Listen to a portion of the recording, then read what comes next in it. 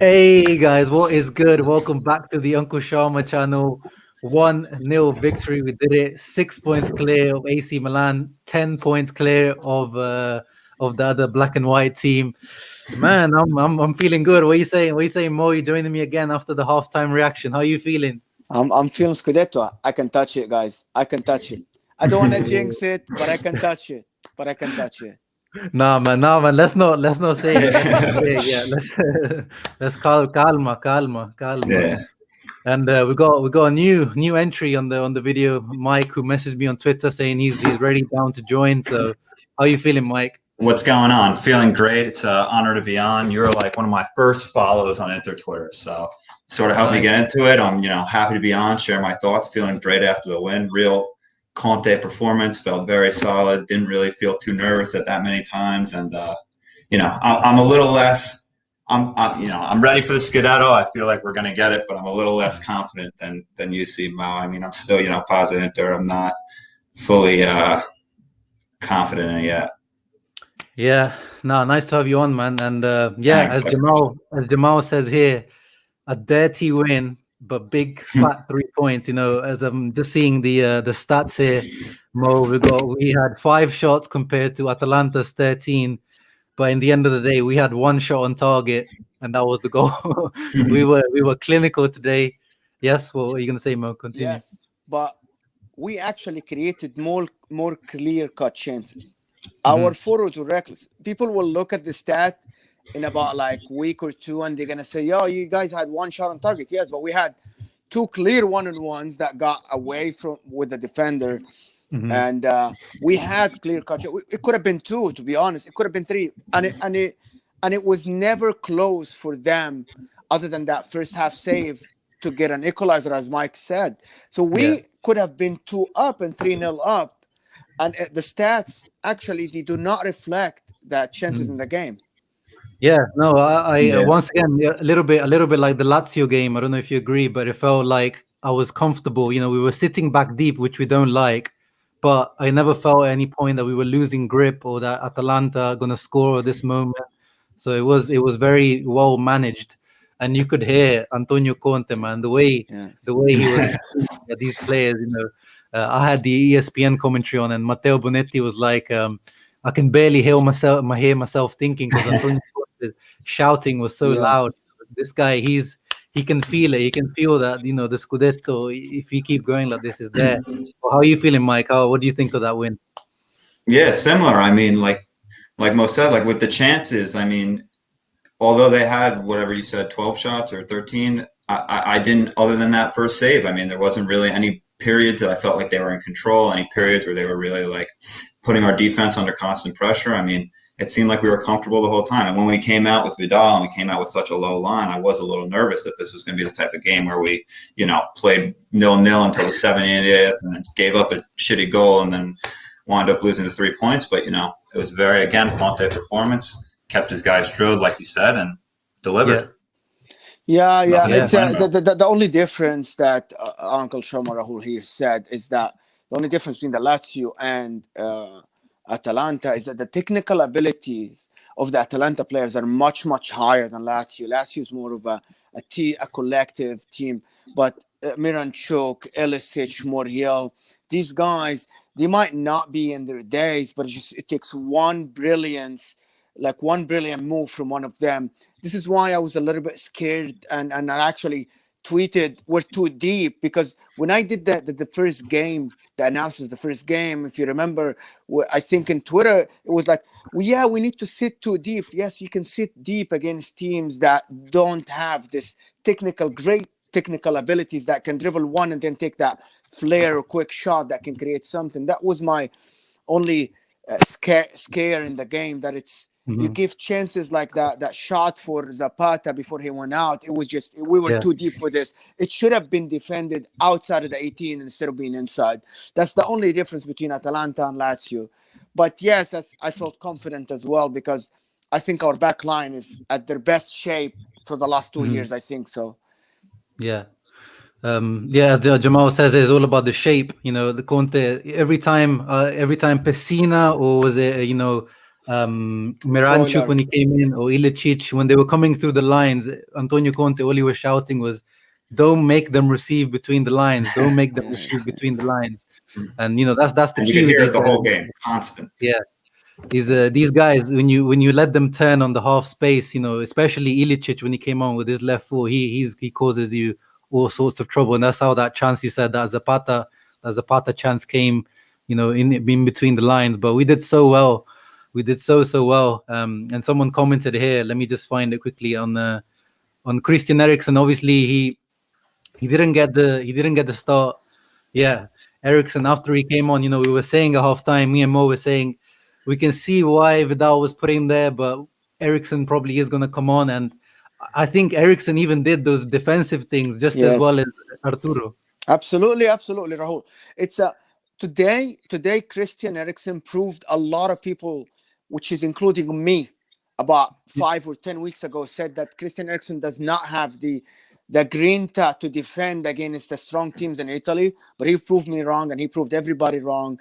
The guy actually was a better defender than everybody else, and he was absolutely fantastic, because the difference between him and other players in our team is he has the extra mental strength to go from left to right. He covered Hakimi on one of the balls, and it's on our right side, and he is our left midfielder. And that amazing coverage he offered proved that he can do the defensive plus the offensive. We all know how brilliant he is.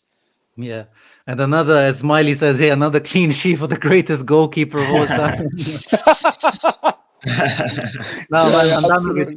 Yeah, especially that first half. Yeah, we can't say when we need to criticize, we criticize, but when we need to praise, we also need to praise. And Handanovic now, last 2 months, I would say he only deserves praise, because when we've needed him, especially in the big matches, he's turned up. And once again today. I'm thinking he doesn't love full dives, because it seems like when the save is within his, where he just has to make a quick, great reaction, he still has that split second. But when he's got to go full, and use his athleticism and lay out or take a step before he makes the dive, it just doesn't seem like he still has the speed to get there. But today, a few times against you, the big saves where he just has to get low quickly or just make a quick reaction save, he's still there on those. Yeah, check out this guy's channels as well, guy. He's an Italian content creator, but he makes. I watch his videos before the matches. He makes tactical content, a little bit like Mo, but in Italian. So make sure to check out this guy's channel here. Sorry, continue. No, I was just gonna say Hakimi. There's been a few comments about Hakimi, a little bit disappointing in the attacking. I agree. I was saying even in the first half, even alongside Vidal, he was one of my disappointments a little bit. And even in the second half, there was space for him to run into in the second half, and he kind of ruined some counterattacks. What did you guys make of Hakimi? Mo first. So for me, Hakimi's still young. I'm not expecting a 38 games out of Hakimi that when he's the man of the match.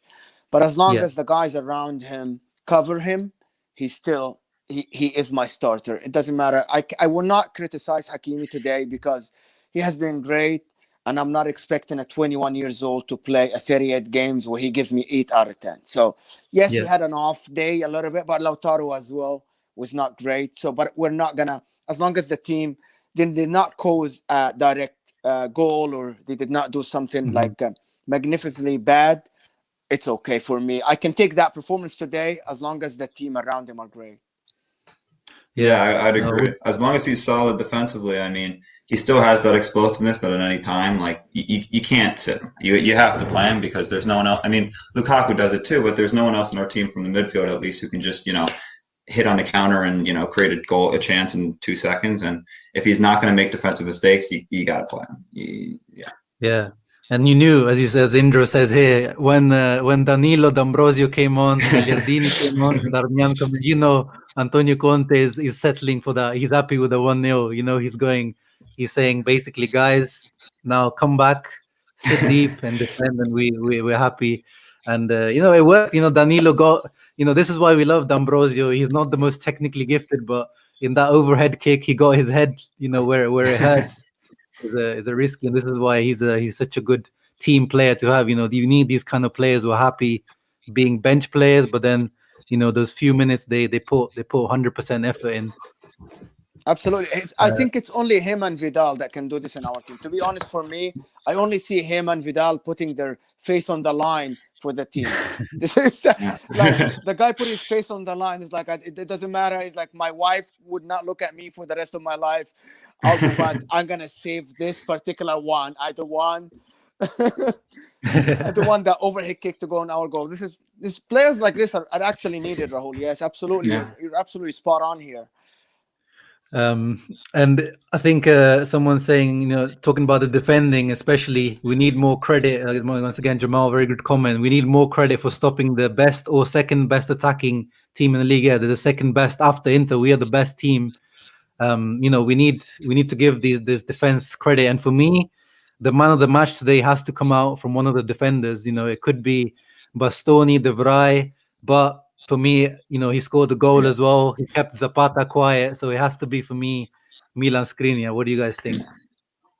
I'd agree. Well, yeah, I agree with you. Absolutely, Skriniar. And I haven't looked at the stats yet. We're gonna look later when we do our stuff. But I'm sure that he covered a lot of ground. That he created, because in the first half he was key to move the ball to the right side as well, because Brozovic was marked. Him and Bastoni, and that they were key to the attacking side. I know it doesn't look that way because we only remember the last 45 minutes or the last 30 minutes where we defended. Yeah. But in the first half, it was these two who actually created the alternative passing option for De Vrij other than Brozovic in the middle.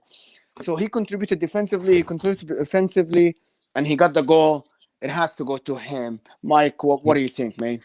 Yeah, I would agree. I also just want to say I think it's underrated how good he's gotten on the ball in that right center back position. I mean, I know his defending was more subject last year when he moved from the back four to the back three, but I just think he's, like you said, his distribution on the ball, his ability to carry the ball, he's so good at drawing fouls. Every time he gets touched, he just falls over. I don't know if it was Paslic or some Atalanta midfielder was yelling at him at one point because he got barely touched and fell over crazy, and he's like, this guy's twice the size of me, how's he falling over from that? But I just think he's really calm. He's not as calm as Bastoni, but he still looks so calm and composed in that spot, and he's just really grown into it. I mean, I think he deserves a shout for our best defender, and I mean, all three of our defenders I think at this point are pretty world class. I mean, yeah, definitely. Mozab said he went full Catenaccio.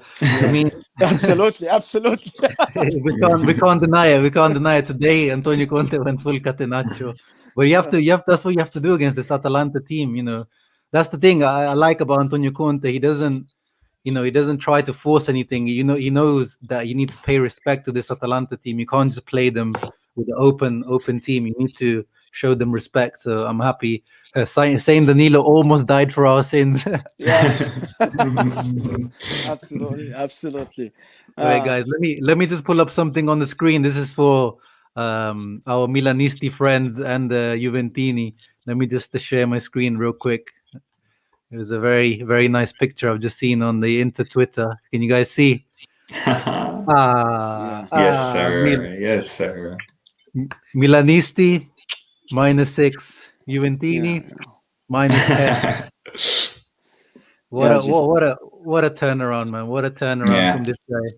7 on the run now, huh? 7 on the run. Yeah. 7 straight league wins and 6 points clear. You gotta remember, in these 7, there is Fiorentina away, Lazio, Milan, Atalanta.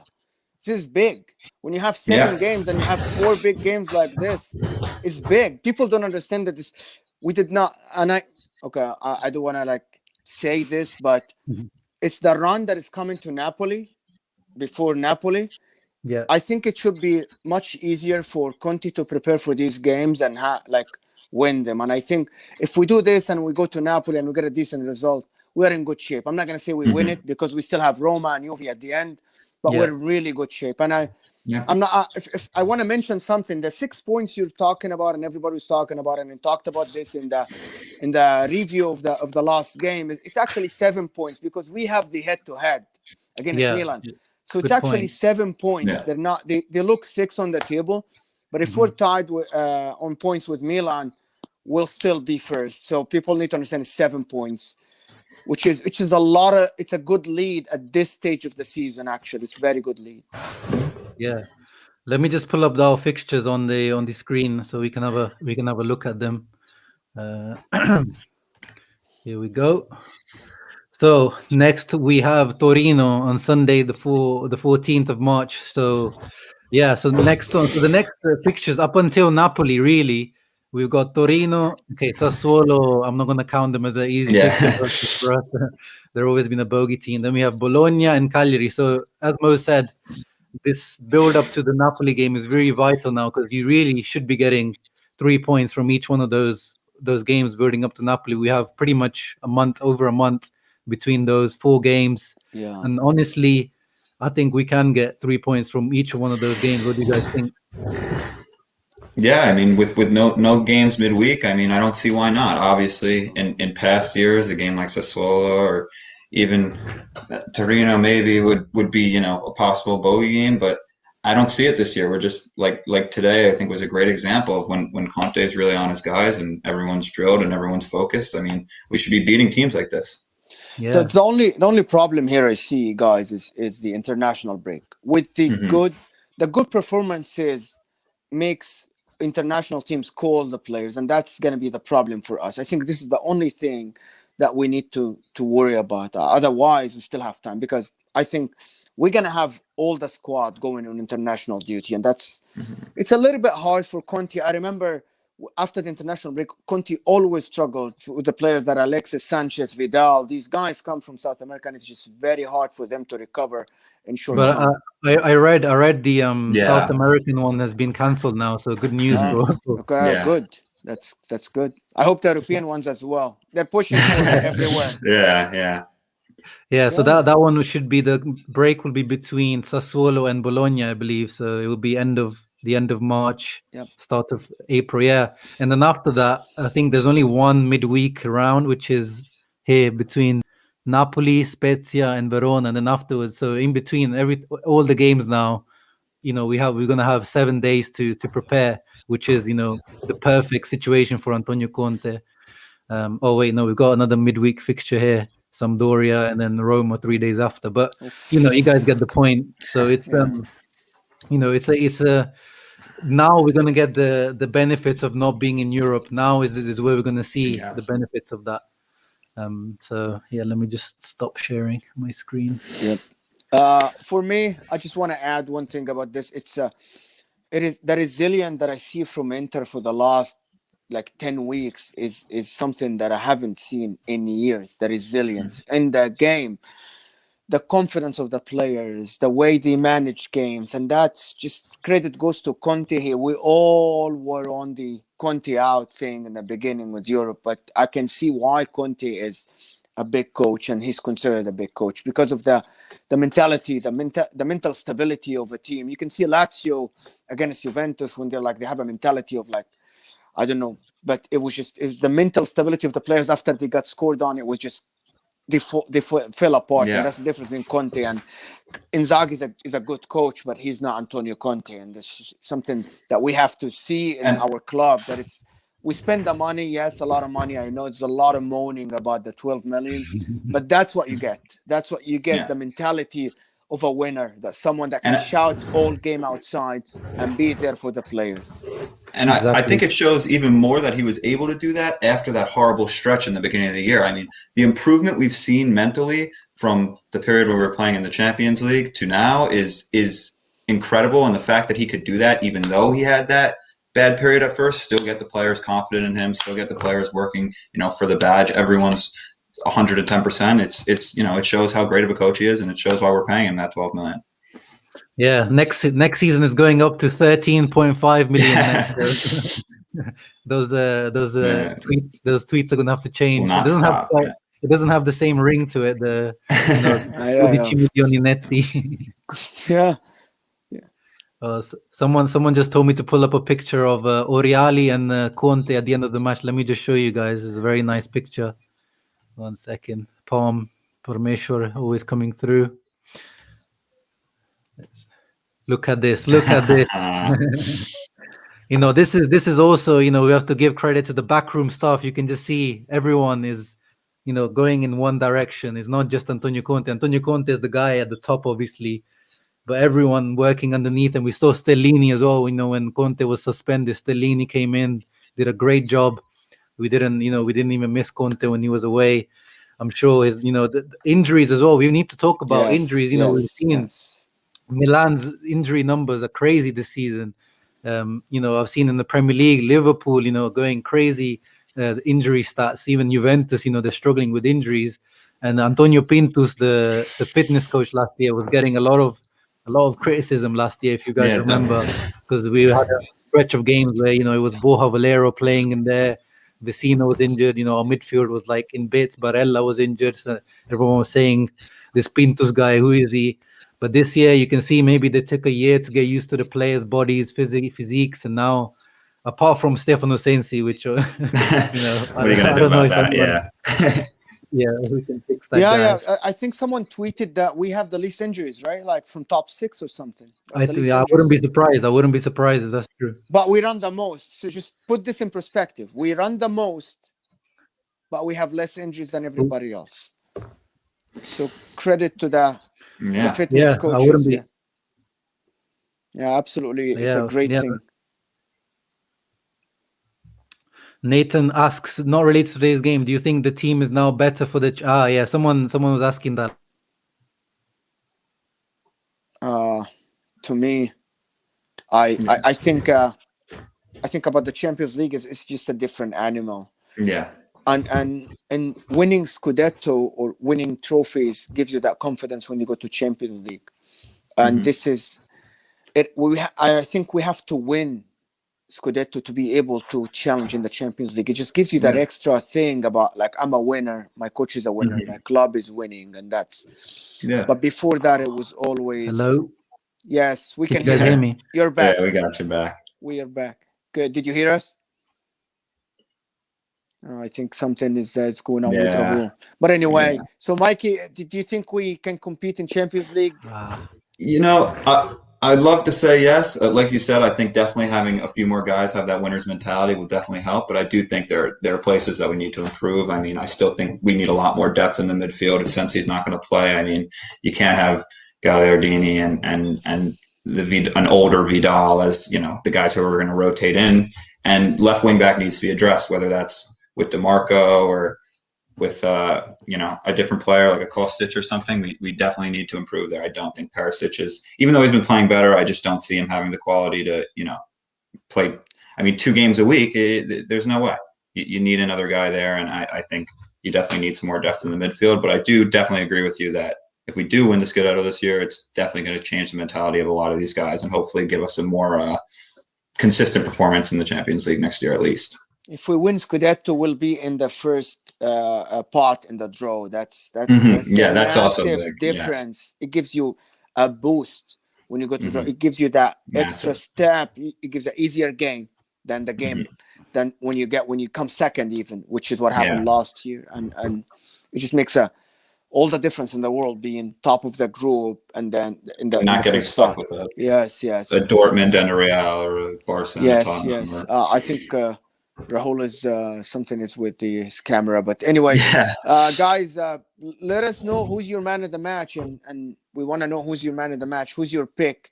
We picked Skriniar right here, and I'm sure some people will say otherwise. But Mikey, you picked Skriniar as well. Yeah, I'd also have to go with Skriniar. Yeah, he's been fantastic for us, and he's been stepping up. Yes. De Vrij as well. Shout out to De Vrij and Bastoni as well. With that pass, Bastoni's. Did you think he should be a starter for the? Are you like an Azzurri fan? Yeah.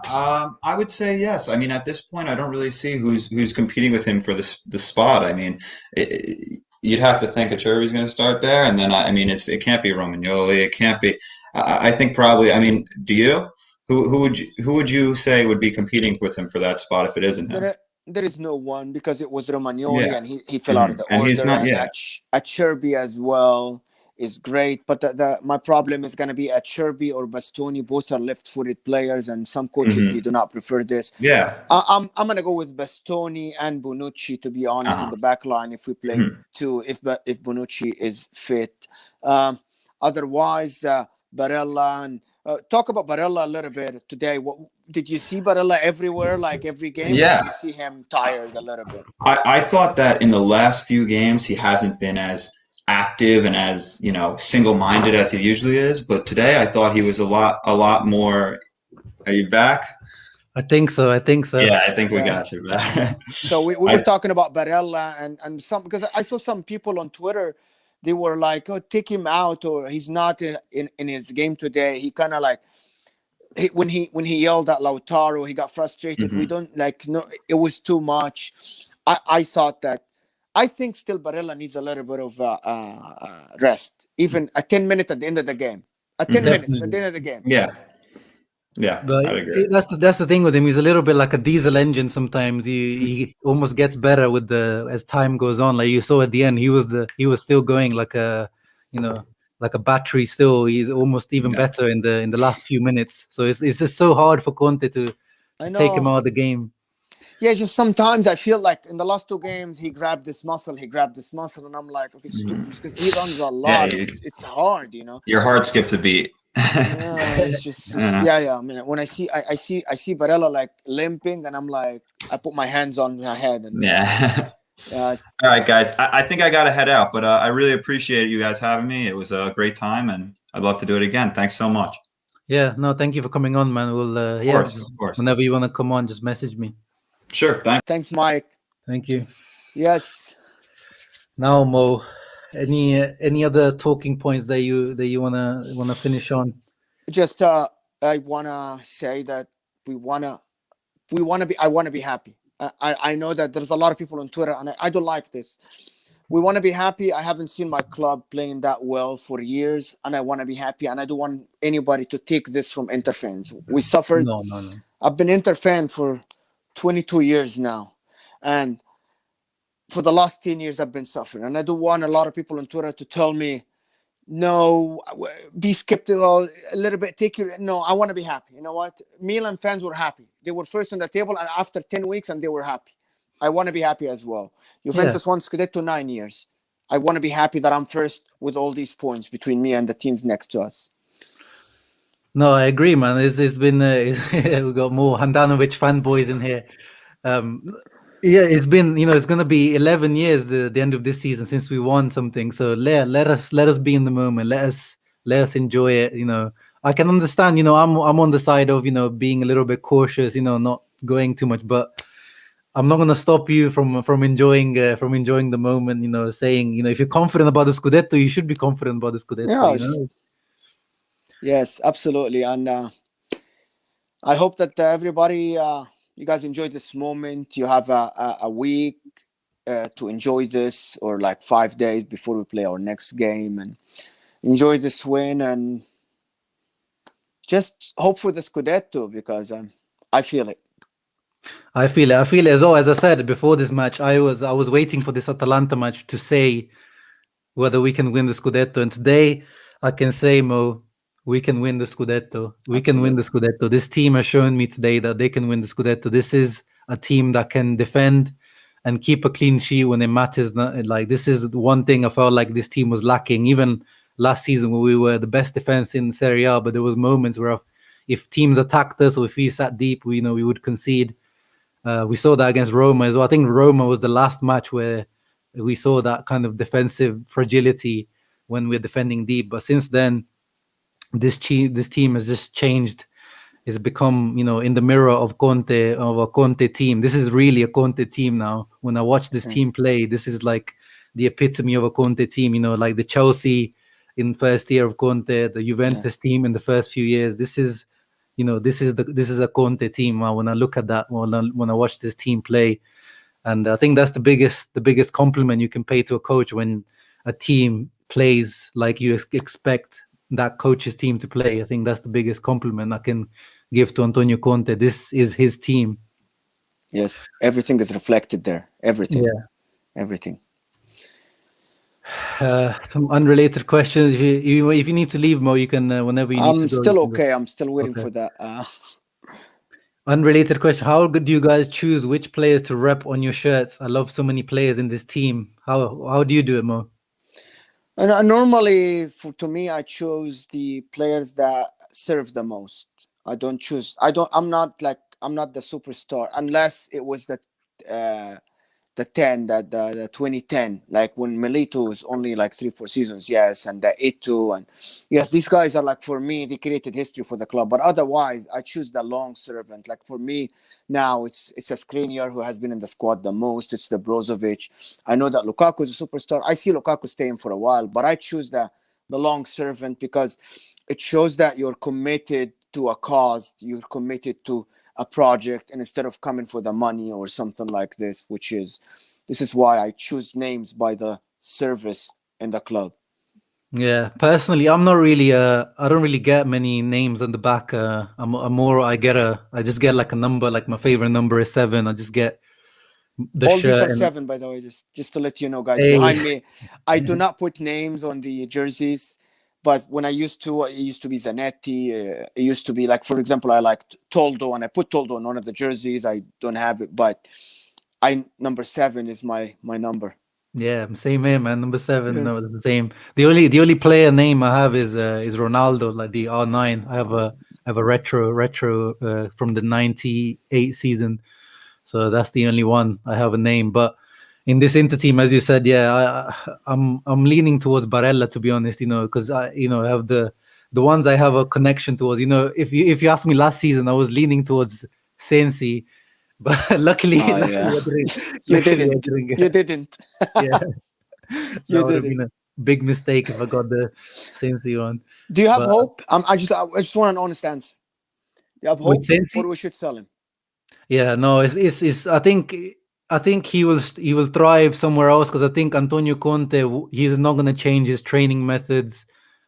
He's very intense. The demands. I think his body just can't handle it. So I think if he will go somewhere else, he will come back to. But he's never played that many games. When you look at his history, when at Sassuolo, he's never played more than 20-25 games. Like if you go back even before, so he's not. Is something that is an issue with him. But he needs to play somewhere where the training is a little bit softer for him. And yeah, we just need to sell him in the summer if we can. Yeah. We'll get some money for him. We'll get some money from him. Yeah. Anyway, any other questions for me? If anybody on the chat has a question for me, let's have a look. What do you think about Conte staying for another season? Yes, Ahmed. I think I think he should. To be honest, and I said this over and over from the beginning, even when we were winning ugly. I think Conte makes Inter bigger. And I have to admit it. It's like, yes, we're a big club and we're Inter, but some coaches, when they come, it's all about publicity and media and all this stuff. They take you to the next level. When the foreigners talk about, like the foreign papers talk about you, they mention Conte. Like when Conte is on that Sun or the Daily Mail or something in England, your club is on the map because of when there was a Spalletti or a Gasperini. These guys don't put your club on the Australian newspaper. You know what I'm talking about? They don't put your club on the American newspaper. It's that coach that takes us to the next level. And it doesn't matter how much we think he's a Juventini. But for me, I only look for what's good for my club. And I think Conte is actually makes the club bigger brand. Let's just put it this way. It's a bigger brand with Conte. Same as Mourinho, same as Guardiola, same as... It's this caliber that takes it next level in the paper, which makes your t-shirt expensive, which makes your club bigger, makes bigger players come to your club. This is what Conte is giving us. Yeah, there's levels to the game, whether it's players and coaches, and Antonio Conte is in that top category. Whether you like him as a person or not, there's no denying that he's in that top bracket of coaches. With the Mourinhos, with the Klopps, with the Allegris, whoever you want to say is a top coach. He's right up there. And if you say the opposite, then I just feel like you don't understand football, because Conte is a proven coach, and a lot of people like to moan about the wages, but this is why he earns the big bucks. Yes, and I want to just mention one thing. If you look at Marcelo Bielsa, who went and coached a second team in the championship in England, he put them right away. Amazon came and said, you know what, we want to do a thing about you. He was in the newspaper all the way, and it's a championship team. And when Amazon chose a team, that year Leeds did not go up. It's because of the coach, and people have to understand that sometimes coaches gives you something apart from coaching and apart from improving player. They give you something else the prestige. Thank you so much. It's exactly the right word here. The prestige for your club, which is Conte, exactly what he said. He gives you this extra step above and most of the coaches in the world. Yes. Yeah. Someone say sell Sensi and bring in the Paul. Yeah, that would be ideal situation. As I've said, I've made a video about him on my channel before. He's the he's the perfect Conte type midfielder. Oh yeah, someone's asking Mo, what is your social media at? I can type it if you just give me. Yeah, let him just type 1 second. How do I type it? Okay, yes, it's right here. Sensi plus 50 million for the Paul. Yeah, I don't think Udinese not going to take that type of deal. It is not in the Champions League. Yeah, I guess. Yeah, I know. We know Conte needs to improve his performances in Europe. There's no denying that wherever he's been, Chelsea, Juventus, he's not been good enough in Europe. But is that next step he needs to take? But when it comes to he's not here to bring the Champions League. Our team's objective right now is not to win the Champions League, is to win the Scudetto. And if we do it, that's he's achieved his objective. But obviously, every club needs that Champions League money. Obviously, we want to go past the group stages, and it's quite embarrassing, 3 years in a row going out of the group stage. But we'll get there. And obviously, yes, as Mo said, if we win the Scudetto, you go into that pot 1 category, which hopefully means that you get into an easier group, not into the group of death. Like every single year, we get the hardest teams possible, the hardest group possible every single year. All these little things add up. And that adds to the prestige as well. Being a pot 1 team, you already, if you have easy group, you already have a leg in the next stage. You're already earning that extra money. You can already put that in the accounts. Your accountants can already say, okay, maybe this year we're earning more revenue thanks to Champions League. So all these little things add up over time. And if we continue at this level, this is how we become again a top club, a prestigious club. Yeah, it's a circle, and if you get inside that circle, it is just you get inside the circle, and the Champions League gets you better players, gets you more bigger, more money, and it's just that thing. Yeah, exactly. With our luck, Barca and Real will be in pot 2. Yeah, probably Barca will be. I think maybe we'll get one of them, but because Atletico look like they are. Okay, I typed my Twitter on the screen, and it's under my name. Where is it? Where did you put it? Me, I put it. It's my name now. Is on the screen as this one, so it's masked by the chat. Oh, anyway. Okay. Wait. How do I do? How do the names? Wait 1 second. Oh, the names are not coming up. Yeah, for some reason. That's weird. Anyway. Yeah. Anyway, I can. I know this guy. I can message him on social media afterwards. Anyway, there was one more question that I wanted to get your opinion on as well. We've been linked to Jorginho Wijnaldum from Liverpool on a free transfer. What do you make of Gini? I watch a lot of the Premier League, and I think Wijnaldum is a Conte player. He's the box-to-box midfielder that gets inside the box and defends as well. The only thing is that if we win Scudetto, we'll have the money to buy him. If we don't win Scudetto, not buy him, to pay his wage. The problem with Wijnaldum, the reason why he's not accepted Liverpool's contract is because he wants more wage, and that's the only thing that we're gonna struggle with if we don't win Scudetto. But to me, Wijnaldum, Champions League winner, Premier League winner, he's top notch. He's top notch player. He's above.